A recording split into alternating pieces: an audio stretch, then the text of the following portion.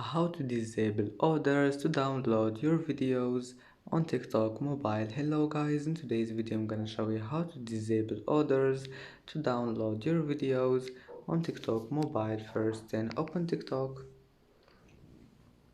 and then click profile here and click these three lines in the top corner, and after you click on it, click settings and privacy, and then click privacy and scroll down until you find downloads. And now all you need to do is just turn this one here off.